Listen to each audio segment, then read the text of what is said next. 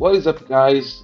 Welcome to a new video talking about Uruguay today. After Japan, who are the 18th in the world, today we're gonna speak about the Uruguay and their possibilities for the next World Cup next month.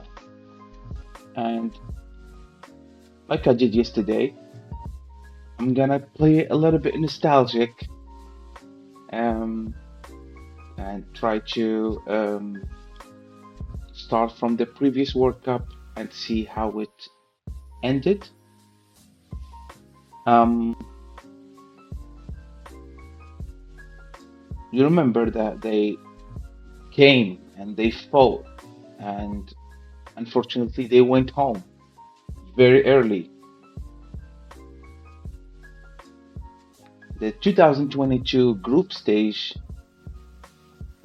was it for Uruguay. They were out.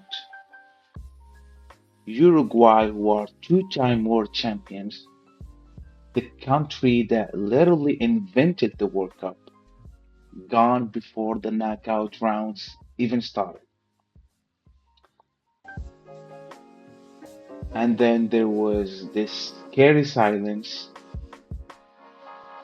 Luis Suarez retired from international football. Edison Cavani gone too. Two legends, two icons, two of the best strikers Uruguay ever produced. Just done. But something else is happening. A new Uruguay is being built. And in 2026, it's their turn. Before we talk about this World Cup, let's understand something. Uruguay is a very tiny country. We're talking about 3.5 million people, less than many cities in the world, and yet they have won the World Cup twice.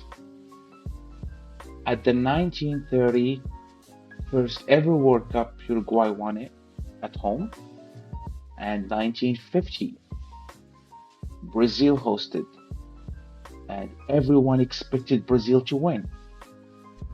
But Uruguay won in the Maracana in front of 200,000 of Brazilian fans. That much is still called the Maracanazo, the greatest shock in football history. They got four stars on the shirt, two World Cups, and two Olympic titles. No country of that size has done what Uruguay has done. But 2022 was a wake up call. They went out in the group stage. Their oldest stars couldn't do it anymore. The country needed change. And change they did. The change has a name, is Marcelo Bielsa. They call him El Loco in Spanish. That means the crazy one. And when you watch him work, you understand why. Bielsa is from Argentina. He managed Argentina and he managed Chile. He took Chile to their best form in decades. He went he went to Leeds United in England and turned a struggling team into Premier League winners. Pep Guardiola, the man most people call the best coach in the world, called Bielsa the best manager on the planet. In 2023, he took over Uruguay. He changed everything. We're talking about the system, the mentality, the players he picked. He ended the long and beaten streak against both Brazil and Argentina in qualifying. Uruguay won games they had no right to win. Okay, what about his system? He pressed very high, fast transitions, 3-3-3-1 shape. Intense, exhausting for opponents, beautiful when it works. And here is the emotional part. Bielsa has already said this World Cup will be his last. His exact words. Our job ends with the World Cup. He is 70 years old, so I understand. And this is his last chapter. Sorry. You want Uruguay to be motivated? Their coach just told them, "This is it. Make it count." Okay, let's meet this new Uruguay. The Uruguay that has no Suarez, no Cavani. So who are we watching? Everybody knows Fede Valverde. He's the best in the squad. He plays for Real Madrid, of course. He's the vice captain of the most successful club in the football history. He is box to box, meaning he runs from his own penalty area to the opponent's. He scores goals, he creates goals, he tackles, he never stops. This season for Real Madrid, 20 goal involvement in 42 appearances. He is ranked top 4 in the world at this position, not just in South America, in the world. If Uruguay goes far, Valverde will be the reason.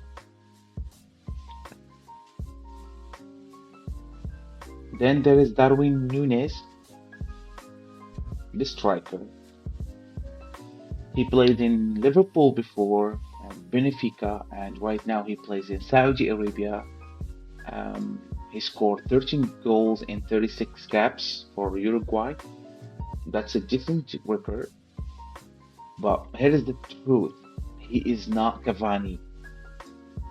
He is not Suarez. Nobody is. Those two were generational. But Nunez is fast, physical, and dangerous in the air. If Bielsa can build the team around him correctly, he could have the tournament of his life. The pressure is huge. I understand personally, and that either breaks you or makes you. Simple as that. Um, then there is Ronald Araujo, the center back, Barcelona. When he's fit, he's one of the best defenders in the world. Simple. Fast for center back, strong in the air, not afraid of anyone. He had injury problems this season. The key question for Uruguay is, can he be 100%? If yes, so their defense can be elite. Next to him, there is Jose Maria Jimenez, the Atletico Madrid captain. He could reach 100 caps in this World Cup. 31 years old, experienced, smart, the kind of player who talks to his teammate constantly. Uruguay defending well starts with him.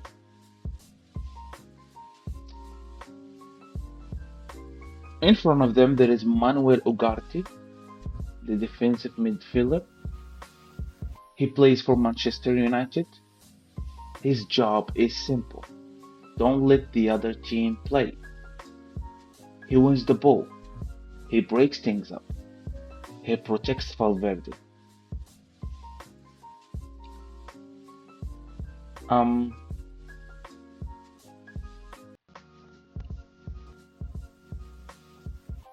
okay. We have also two names that we gotta mention for the first time. Nicola de la Cruz and De Arrascaeta. They are the creatives of the team. Um, these are two more names you need to know. They play for River Plate in Argentina. Jurgen de Arrascaeta, the playmaker, Flamengo in Brazil. And these are the players who make things happen in tight space. And Bielsa needs them to be sharp. Okay, let's talk about their group in the World Cup. Can they survive? They are in Group H. And I will be honest with you, it's not easy. But with the new format for 8 teams in the World Cup, the top two go through, and the best eight third places teams also advance. This is huge for Uruguay. They have safety net they've never had before. So the first game will be in Miami in 15th June. Will be against Saudi Arabia, the same Saudi Arabia that beat Argentina in 2022. Yeah, really. They have Salim Al-Dawsari up front, a dangerous, experienced winger, but Uruguay should have too much quality here. Let's be honest. Bielsa press will be suffocating. Uruguay must win this game. 3 points to start. Anything less would be a shock. 21st June in Miami. They will not travel. They will play against Cape Verde. First ever World Cup appearance for the island nation. They are compact. They might be hard to break down. Emotionally charged. They will defend deep and make it physical. Uruguay had the quality to win, let's be honest, but they need to be patient. They need to not panic. They need to keep the ball and wait for space. Another must win. 2 wins from two puts them through. Simple as that. Because Guadalajara, Mexico. So they will travel from Miami to Guadalajara, Mexico on June 26th to play Spain, the Euro 2024 winners, one of the best teams on the planet. Yamal, Pedri, Morata, Williams, the list goes on. This will be the hardest test in the group, probably one of the hardest in the tournament. The first time Spain and Uruguay meet was at the World Cup. This is the first time Spain and Uruguay will meet since 1990. What does Uruguay do? Well, same as always Bielsa did. Let them have the ball. Uruguay do not need to outplay Spain. They need to frustrate them. One counter attack, one set piece, one Valverde moment. A draw here is fantastic result. Anything more, history. If Uruguay wins their first two games before Spain, this becomes a battle for the group winner. Okay, the knockout, the KO rounds. So here is why 2026 is different. 48 teams. That means a round of 32 before the round of 16. One extra game, one extra chance.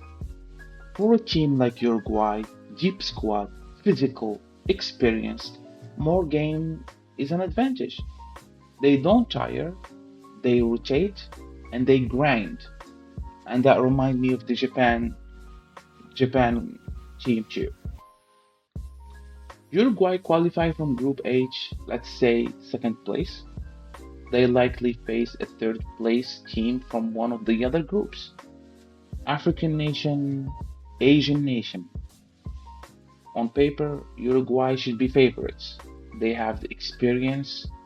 Bielsa's system is built for KO moments. Round of 16.